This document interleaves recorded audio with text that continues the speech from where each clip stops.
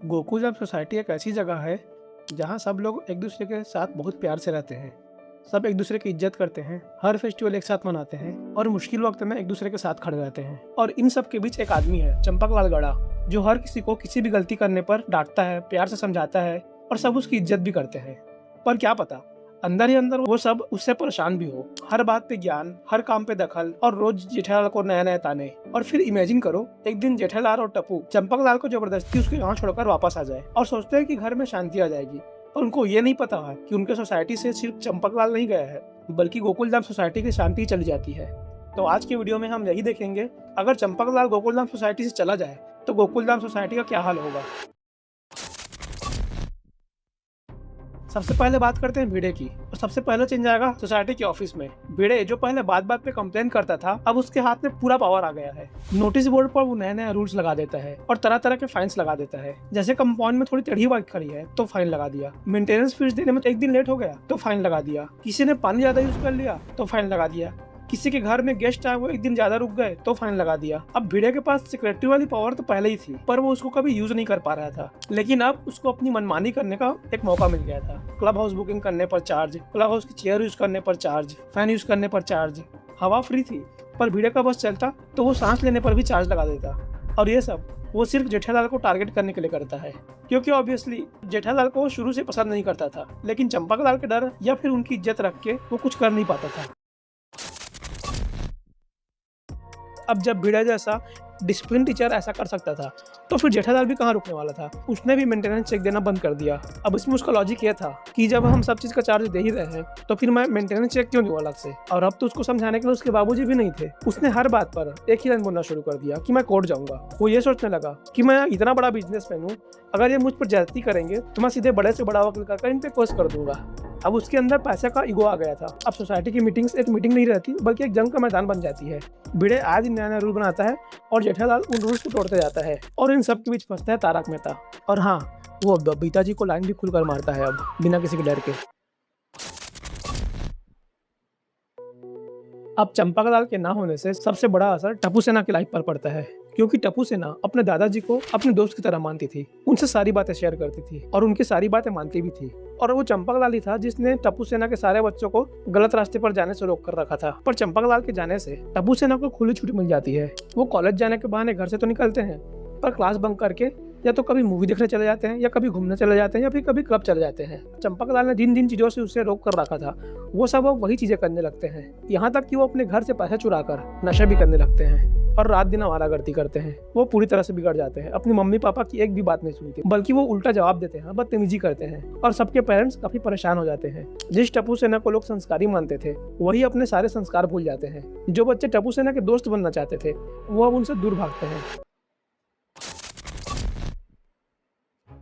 अब जब भी हम महिला मंडली की बातें करते हैं या उनको देखते हैं, तो हम ये देखते हैं कि उनके बीच काफी प्रेम है और काफी इज्जत है एक दूसरे के प्रति। सच में Nope. वो तो बस ऊपर ऊपर से दिखावा था, लेकिन अंदर से तो वो सब एक दूसरे से काफी चिढ़ते थे। वो किटी पार्टी वाला एपिसोड तो याद ही होगा, जहाँ पे दया का पैसे के प्रति घमंड और माधवी का जलन सामने आ जाता है, पर वो सिर्फ चंपकलाल की वजह से शांत रहती थी और उसके जाते ही सारा फिल्टर हट गया, सबका असली रूप बाहर आ गया। किटी पार्टी अब गैदरिंग नहीं, बल्कि एक कोल्ड वार बन जाती है और महिला मंडली दो ग्रुप में बढ़ जाती है, जिसमें एक में दया और अंजलि और दूसरे ग्रुप में बाकी सारी महिला होती है। और इसके पीछे का रीजन क्या, किसी को भी नहीं पता, पर उनके अंदर एटीट्यूड फुल भरा पड़ा था। उनके एक दूसरे को लेकर कॉम्प्लीमेंट भी फेक हो जाते हैं। अब रोज रात को ये साथ में बैठकर गप्पे मारने की जगह दोनों ग्रुप अलग अलग बैठकर एक दूसरे की चुगलियां करने लग जाते हैं। अब चंपकलाल के ज्ञान का सबसे बड़ा विक्टिम था अब्दुल। बेचारा सालों से सबका काम कर रहा था एकदम फ्री में, जैसे कि वो सोसाइटी वालों का ही पर्सनल नौकर हो। वो जब चाहे उससे दूध मंगाते थे, राशन के सामान मंगाते थे, या फिर कुछ भी सामान मंगाते थे। वो सोसाइटी के बाहर एक किराना दुकान वाला कम, बल्कि सोसाइटी के पर्सनल नौकर बनकर रह गया था। पर चंपकलाल के जाते ही उसने अपने दुकान पर एक बड़ा सा बोर्ड लगा दिया, जिसमें लिखा था no more free delivery, no more उधार। इसको देखते ही सोसाइटी हिल गई। जिनको अब तक लगता था कि अब्दुल तो चुपचाप सबके काम कर देता है, उससे कुछ भी मंगाओ वो तुरंत लाकर दे देता है, जैसे वो दिन भर फ्री बैठा रहता हो। पर अब्दुल की अब सबके काम करने से मना करने पर सबको उसकी अहमियत पता चलती है। वो अब सब सामान की रेट बढ़ाता ही है और किसी के भी घर एक छोटे से भी सामान को डिलीवरी करने के एक्स्ट्रा चार्जेस लेता है। वो सोसाइटी के फालतू कामों को करने में मदद करना बंद कर देता है और सिर्फ अपने दुकान पर फोकस करता है, जिससे सोसाइटी वालों के साथ उसकी रिश्ते खराब हो जाते हैं। अब आखिरी में बात करते हैं तारक मेहता की। पूरे गोकुलधाम सोसाइटी में सबसे समझदार इंसान था तारक मेहता, क्योंकि किसी के पास भी जो भी प्रॉब्लम आ जाए उसका सॉल्यूशन तारक मेहता के पास होता था।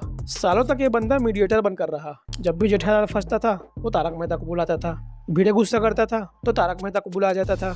बापूजी लेक्चर देते तो तारक मेहता उसको संभालता था। पर अब चंपकलाल के जाने के बाद सोसाइटी में तो दिक्कतें और भी बढ़ गई। आए दिन लड़ाई झगड़े होने लगे और हमेशा किसी न किसी का फोन तारक मेहता को आता रहता था, ताकि तारक मेहता उनको उनकी प्रॉब्लम का सॉल्यूशन दे सके। सिचुएशन ये हो जाती है कि तारक अपने ऑफिस के काम में ध्यान ही नहीं दे पाता, बल्कि वो इन सब चीजों में उलझा रहता और अपने बॉस की डांट खाता। फिर एक दिन वो सबसे परेशान होकर खुद से पूछता है कि मैं इनका एक दोस्त हूँ या इनका हेल्पलाइन नंबर हूँ। और एक दिन उसने सबका फोन उठाना ही बंद कर दिया और गुस्से में अंजलि का डाइट फूड भी तोड़ देता है और अंजलि के सामने समोसा और दुनिया भर की अनहेल्दी चीजें खाने लगता है और अंजलि को धमकी देता है कि आज के बाद मुझे अगर डाइट फूड खिलाया तो तुमको डिवोर्स दे दूंगा। और वो पहली बार जेठालाल से भी कहता है कि जेठालाल, तुम अपनी प्रॉब्लम खुद संभालो, मैं तुम्हारा कोई फ्री का थेरेपिस्ट नहीं हूँ जो जब चाहे अपनी प्रॉब्लम लेकर चले जाते हो। और इसके बाद जेठालाल और तारक मेहता के बीच की दोस्ती में भी दरार आ जाती है। अब सोसाइटी के रोज का सीन कैसा होता है? रोज रात को कंपाउंड खाली होता है क्योंकि बच्चे अब वो तो आवारागर्दी में लगे हैं। महिला मंडली के ग्रुप नहीं दिखती अब, क्योंकि उन सब के बीच अब पहले जैसा प्यार और पहले जैसा इज्जत नहीं रहा। सोसाइटी के जेंट्स अब सोडा पीने नहीं जाते, क्योंकि जब से अब्दुल ने उनको उधार देना बंद किया है और फ्री में काम करना बंद कर दिया है, तब से सभी उससे नाराज हो जाते हैं। अब डेली रात को सब अपने अपनी बालकनी में बैठकर या तो फोन चलाते हैं या घर में बैठकर चुपचाप टीवी देखते हैं। अब सोसाइटी वाले कोई भी फेस्टिवल एक साथ नहीं मनाते, न ही साथ में कहीं घूमने जाते हैं और न ही ढंग से बात करते हैं एक दूसरे से। जो पहले एक दूसरे को एक बड़ी सी फैमिली बोलते थे, तो वही अब एक दूसरे को देखकर मुंह मोड़ लेते हैं। तो ये हाल होता है चंपकलाल के जाने के बाद गोकुलधाम सोसाइटी का।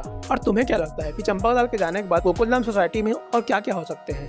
नीचे कमेंट करके बताना। तो अगर तुमने ये वीडियो एंजॉय किया हो तो वीडियो को लाइक जरूर करना और जो भी चीज़ें अच्छी या बुरी लगी हो उसको कमेंट करके बताना, ताकि आगे की वीडियो में और भी इंप्रूवमेंट कर सकूं। और ऐसे और भी वीडियोस देखने के लिए चैनल को सब्सक्राइब भी कर देना। तो अपन मिलते हैं अगले वीडियो में, तब तक के लिए गुड बाय।